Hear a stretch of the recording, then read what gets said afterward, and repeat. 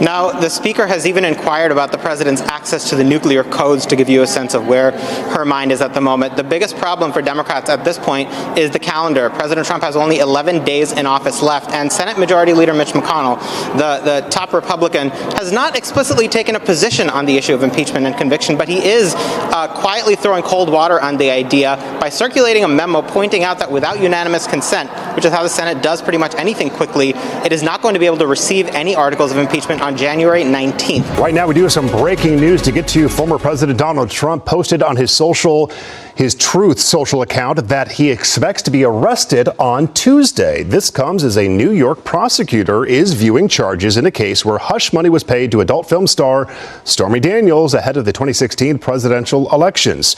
Trump is urging his followers to protest. New York law enforcement officials have been making security preparations in case Trump is indicted. ABC News has not verified the claims, and the Manhattan District Attorney's Office has not commented about the post or possible arrest. While Democrats are at least attempting to move ahead on impeachment, Senate Majority Leader Mitch McConnell is throwing cold water on that move. Let's go to NBC's Sahil Kapoor, who's joining me now. I have a feeling you're going to pick up where Josh left off, Sahil. What are lawmakers saying about all this? Alex, there's anger, there's fury, there's dismay, and most notably among Democrats, there's determination to do something about President Trump. They don't want to be the opposition party that sits back and doesn't act on something as grave as this. Now, the top two Democrats in Congress, Nancy Pelosi in the House and Chuck Schumer in the Senate, have said that the president should resign, the cabinet should remove him.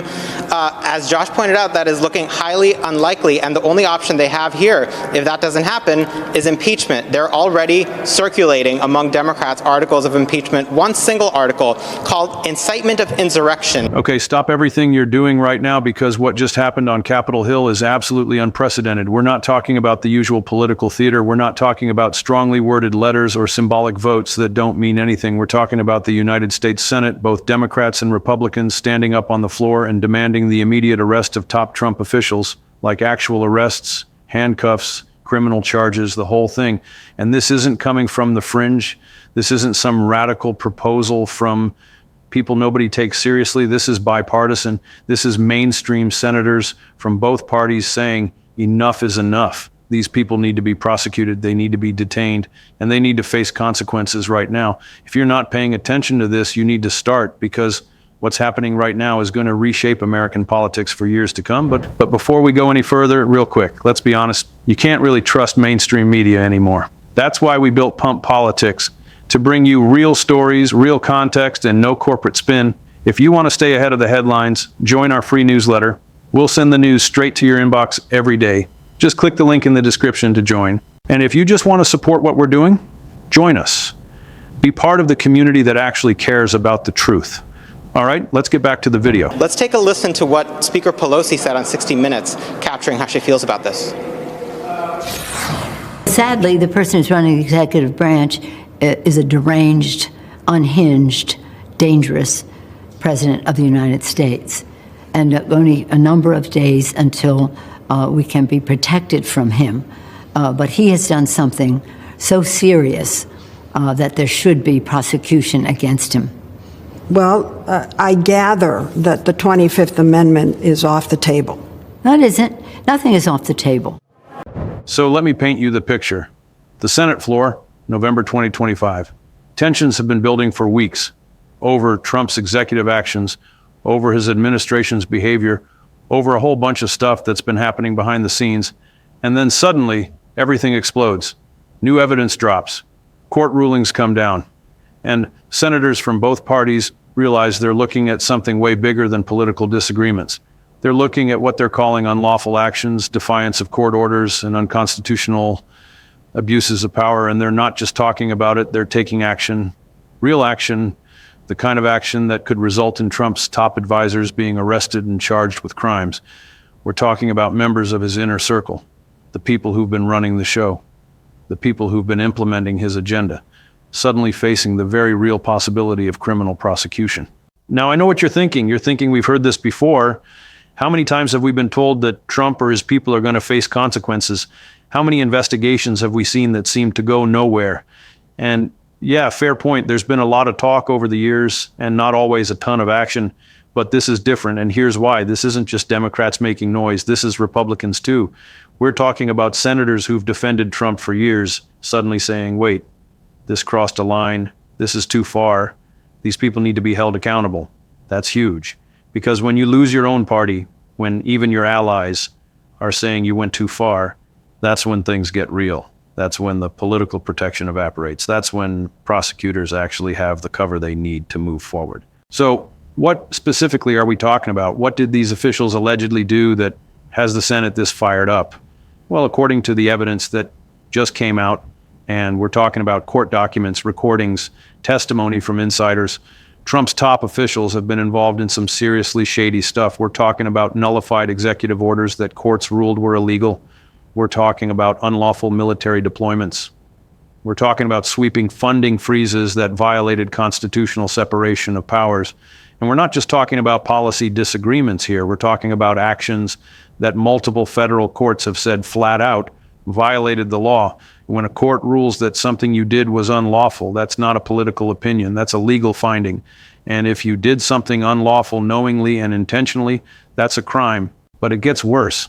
The evidence that's been released includes recordings, actual audio of officials discussing efforts to disrupt Congress, planning how to pressure Capitol officials, talking about strategies that, according to senators who've reviewed this stuff, show clear intent to obstruct lawful government functions. And some of this ties back to critical moments like certification processes, like votes that determine the future of the country. If these recordings show what senators say they show, we're not just talking about bad judgment or aggressive politics. We're talking about conspiracy. We're talking about obstruction. We're talking about the kind of charges that send people to federal prison for years. And here's where it gets really intense. Senators aren't just making speeches. They're not just expressing concern. They're taking concrete steps. They've blocked certain executive actions. They've cut off funding for programs they say are being abused. They've passed legislation, bipartisan legislation, to prevent these kinds of abuses in the future. And most dramatically, they're formally calling for the Department of Justice to issue arrest warrants. They're saying, look, we've seen the evidence. There's probable cause here. You need to take these people into custody and charge them. That's not rhetoric. That's a direct demand for criminal justice action. And the fact that it's coming from both parties means the DOJ is going to have a hard time ignoring it. Think about what this means. We're potentially looking at high-ranking government officials, people who are making major decisions, people with security clearances and access to classified information being arrested and charged with federal crimes. We're looking at perp walks and mugshots and trials. We're looking at the kind of accountability that a lot of people thought would never actually happen. And senators are warning that if this doesn't happen, if these officials aren't held accountable, it sets a precedent that's terrifying. It says a president can do whatever they want, can purge agencies and replace career officials with loyalists, can ignore court orders, can abuse power, and face zero consequences. That's not how democracy is supposed to work. That's how dictatorships work. And senators from both parties are saying we're not going there, not on our watch. So buckle up, because Capitol Hill just erupted, and what happens next is going to be absolutely wild. All right, so let's dig into the specifics here, because there's a lot happening and it's important to understand exactly what we're dealing with. This isn't just generic political outrage. This is a very specific set of allegations backed by evidence that's now public, and senators are reacting to that evidence in ways we haven't seen before. So let's start with what actually triggered this eruption on Capitol Hill. Over the past few weeks, multiple federal courts have been reviewing Trump administration actions, executive orders, military deployments, funding decisions, the kinds of things that normally happen behind the scenes and don't get a lot of public attention. But these weren't normal actions. These were actions that career government lawyers were flagging as problematic, that inspectors general were raising concerns about, that judges were being asked to review because people inside and outside the government thought they violated the law. And one by one, these courts started ruling against the administration. Not just saying we disagree with this policy, but saying this is unlawful. This exceeds presidential authority. This violates constitutional principles. When a federal court says something is unlawful, that's a big deal. It means the action wasn't just bad policy or politically controversial. It means it violated actual legal constraints. And when you keep doing things that courts say are unlawful, especially after you've been told to stop, that starts to look like a pattern. that starts to look like intentional defiance of the legal system. And that's when criminal liability comes into play. Now, the specific actions that courts have nullified include some pretty serious stuff. There were executive orders that attempted to restructure federal agencies in ways that violated civil service protections, basically trying to fire career officials and replace them with political appointees without following the legal process. Court said, no, you can't do that. There are laws that govern how federal employment works, and you're ignoring them. There were military deployments that courts found exceeded presidential authority. Now, presidents have broad power over the military, but that power isn't unlimited. There are statutes that govern when and how military forces can be used domestically. And apparently some of these deployments violated those statutes. Courts looked at the evidence and said this wasn't a legitimate exercise of presidential authority. This was an abuse of power. And there were funding freezes where the administration just stopped spending money that Congress had appropriated. Now, here's the thing. Congress controls the purse strings. That's basic constitutional law. The president can't just decide not to spend money that Congress authorized. That's called impoundment, and it's illegal. Courts have been clear about this for decades. But according to the evidence, Trump officials did it anyway. They froze funding for programs they didn't like, even though Congress had explicitly funded those programs. That's not a policy disagreement. That's a violation of the separation of powers. So you've got all these court rulings piling up, all saying the same thing. The administration is acting unlawfully. And senators are looking at this and realizing it's not just isolated incidents, it's a pattern, a systematic effort to expand executive power beyond constitutional limits, to ignore checks and balances, to operate like the president can do whatever he wants, regardless of what Congress says or what courts rule. And that's when senators from both parties started speaking out. Because here's the thing, even if you support Trump's policies, even if you agree with his agenda, you can't support blatant violations of law. You can't support ignoring court orders. You can't support shredding constitutional principles. Or at least you shouldn't. And to their credit, some Republican senators have been willing to say that out loud. They've been willing to say, look, I support the president on a lot of things, but this crosses a line. Now let's talk about the recordings, because this is where things get really explosive.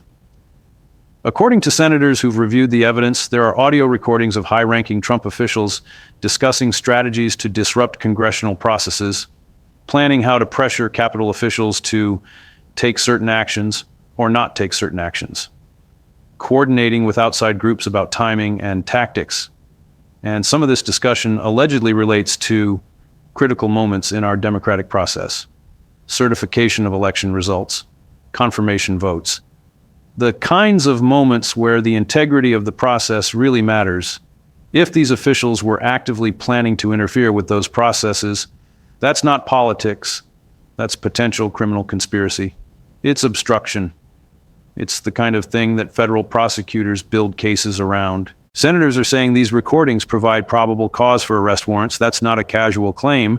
Probable cause is a legal standard. It means there's enough evidence that a reasonable person would believe a crime was committed and the person in question committed it. And if senators who've reviewed the evidence are saying that standard is met, that's significant, because it means this isn't just political theater. There's actual evidence here. Evidence that could support criminal charges, evidence that could lead to convictions. And senators are demanding that the Department of Justice act on that evidence. They're saying you have what you need, now do your job, issue the warrants, make the arrests, start the prosecutions. That kind of direct demand from Congress to DOJ is really unusual. Normally, Congress stays out of individual prosecutions to avoid looking like they're interfering. But in this case, senators are saying the evidence is so clear and the stakes are so high that they need to speak out. Now let's talk about what Congress is actually doing beyond just making demands, because they're not just talking, they're legislating. On November 13th and 14th, 2025, the Senate took a series of unprecedented actions. They formally condemned specific executive actions. They blocked military deployments that courts had ruled illegal. They cut off funding for programs that were being used for unlawful purposes, and they passed new legislation to prevent future abuses. We're talking about statutes that criminalize certain types of executive overreach, that increase congressional oversight of presidential actions, that create new mechanisms for checking executive power. This is Congress fighting back.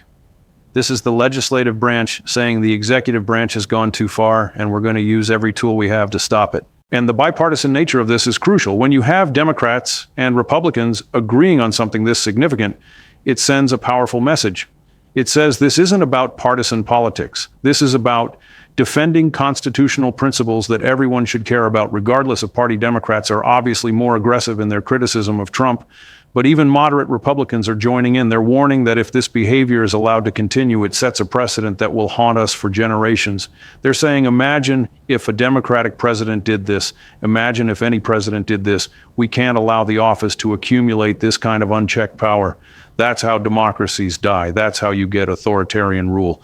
And we're not going there. The specific targets of the arrest demands include members of Trump's inner circle who were allegedly involved in orchestrating these abuses. We're talking about people who helped draft the unlawful executive orders, who coordinated the illegal funding freezes, who planned the strategies to disrupt congressional processes. These aren't low-level staffers. These are senior officials, people with real power and real responsibility. And senators are saying these people need to face real consequences, not just losing their jobs, not just being criticized, actual criminal prosecution, actual jail time if convicted, because anything less sends the message that if you're powerful enough, you can break the law without consequences. And here's what makes this particularly urgent right now. The evidence is public. The court rulings are public. The recordings are public. There's no more waiting for investigations to conclude.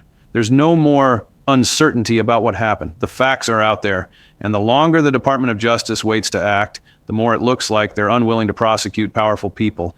The more it looks like there's a two-tier justice system where regular people go to jail for breaking laws, but government officials get a pass. And senators are saying that's unacceptable. If we have evidence of crimes, if we have court rulings confirming unlawful behavior, then we need to have prosecutions, period. Anything else undermines faith in the justice system and in democracy itself. The political implications of all this are massive. Trump's base of support in Congress has been eroding for a while, but this could accelerate that. When senators start demanding arrests of your top officials, when they're passing legislation to limit your power, when they're openly calling your actions unconstitutional, that's a sign that political protection is evaporating. And without political protection, legal accountability becomes much more likely. Prosecutors who might have been hesitant to move forward out of concern about political backlash are now getting clear signals from Congress that they have support, that they won't be accused of political persecution if they bring charges, that there's bipartisan consensus that these actions crossed legal lines. That kind of political cover is huge for prosecutors. It gives them the confidence to move forward with cases they might otherwise have been nervous about. And think about what this means for Trump himself. If his top officials start getting arrested and charged, they're going to face pressure to cooperate, to provide testimony about who ordered what, about who knew what when, about what Trump himself was saying and doing behind the scenes.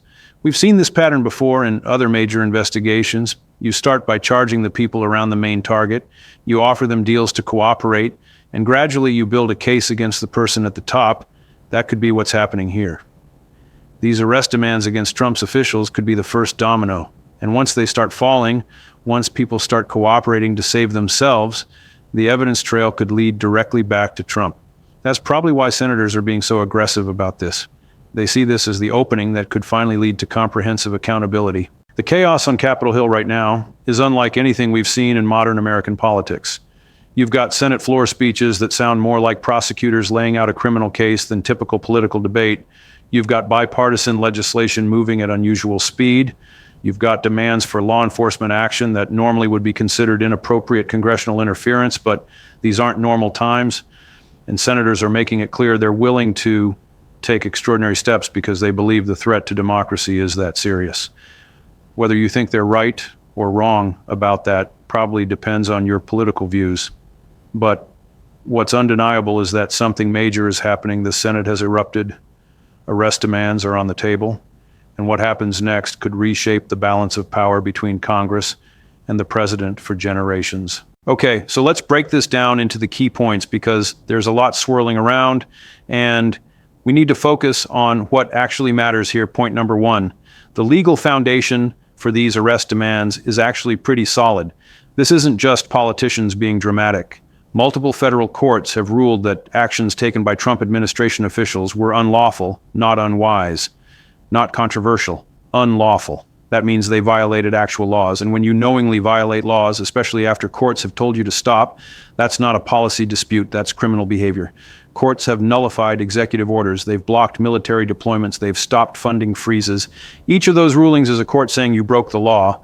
And when you accumulate enough of those rulings, when you see a clear pattern of illegal behavior, that's when prosecutors have the justification they need to bring criminal charges. And we're not just talking about one or two questionable decisions.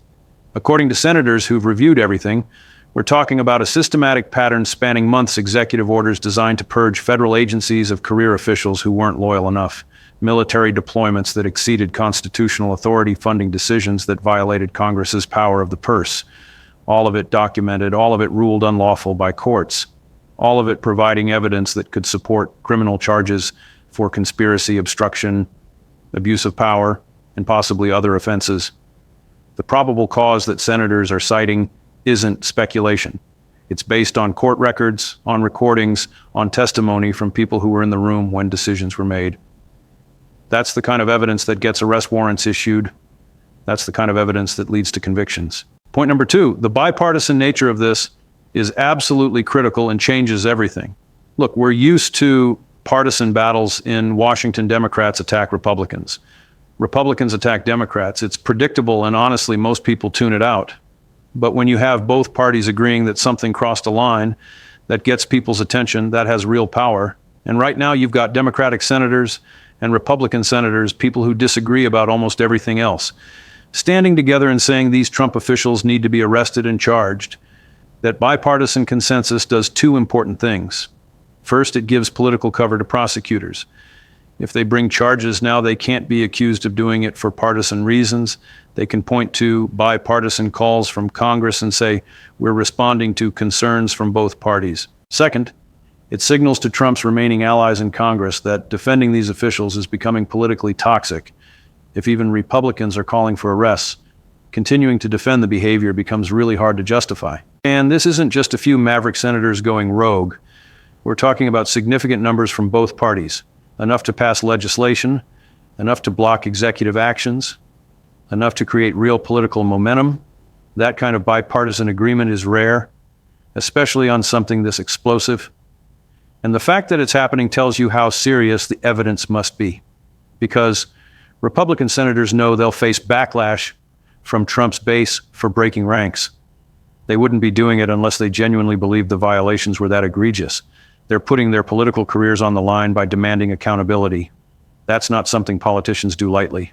It means they've seen evidence that convinced them this is necessary, that the threat to constitutional government is real enough that they have to act even if it costs them politically. Point number three, the specific mechanisms Congress is using here are really important to understand. They're not just making speeches and hoping someone else takes action. They're using their actual constitutional powers. They've blocked funding for programs being abused. That's Congress exercising the power of the purse. They've nullified certain executive actions through legislation. That's Congress using its lawmaking authority to check executive overreach. They've increased oversight and demanded testimony from officials. That's Congress using its investigative powers. And they're coordinating with federal courts, pointing to court rulings as justification for their actions. That's Congress working with the judicial branch to check the executive branch. This is separation of powers in action. This is checks and balances actually working the way they're supposed to work. And it's rare to see it this clearly and dramatically. The legislation they've passed is particularly significant. They've created new criminal penalties for certain types of executive abuse. They've strengthened protections for federal employees so they can't be purged for political reasons. They've increased congressional oversight powers. They've created new reporting requirements so Congress knows what the executive branch is doing. These aren't symbolic measures. These are real legal constraints that will limit presidential power going forward. And they're designed to prevent not just Trump, but any future president from pulling the same kind of stunts. That's forward-thinking governance. That's Congress saying we need to shore up our democratic institutions so this can't happen again. Whether these reforms will actually work remains to be seen. But the fact that they're being passed with bipartisan support shows how seriously Congress is taking this threat. So what actually happens next? Well, the ball is really in the Department of Justice's court now. Congress has made its position clear. They want arrests, they want charges, they want prosecutions. And they've pointed to specific evidence and specific court rulings as justification. So now DOJ has to decide whether to act. Now, normally DOJ maintains independence from Congress. Prosecutors make charging decisions based on evidence and law, not based on political pressure. But in this case, the congressional demands aren't really political pressure. They're more like Congress saying, hey, we've seen evidence of crimes. We've seen court rulings confirming unlawful behavior. Why aren't you doing something about this? That's a legitimate oversight question. And if DOJ doesn't act, Congress is going to want to know why. They're going to hold hearings. They're going to demand explanations. They're going to put pressure on Justice Department leadership to justify any decision not to prosecute. And here's the thing. The evidence is apparently pretty strong. Multiple senators from both parties have reviewed it and come away convinced there's probable cause for arrest. Court rulings have confirmed that laws were broken. Recordings allegedly show conspiracy and planning. If all of that is true, DOJ would have a hard time explaining why they're not moving forward. The only reasons not to prosecute would be if they think the evidence isn't strong enough to secure convictions, which seems unlikely given what senators are saying, or if they're concerned about political fallout, which they're not supposed to consider. So the path forward seems pretty clear. Issue arrest warrants, take suspects into custody, present evidence to grand juries, seek indictments, move forward with prosecutions. That's what senators are demanding. That's what the evidence apparently supports, and that's what should happen if the justice system is working properly. But we also need to be realistic about timing. Even with strong evidence and political support, these things take time. Prosecutors need to finalize their cases. They need to present evidence to grand juries. They need to work through all the legal procedures. We're probably looking at weeks or months before we see actual arrests and charges. But the process is clearly moving forward now. The evidence is public. The political support is there. The legal foundation is solid. It's just a matter of time before we start seeing action. And when we do, when those first arrests happen, it's going to be massive news. We're talking about high-ranking government officials being taken into custody, perp walks, mugshots, court appearances, the works. That's going to dominate headlines for weeks. It's going to reshape the political landscape, and it's going to send a message that nobody is above the law, no matter how powerful or well-connected they are. The warnings from senators about what happens if they don't act are worth paying attention to.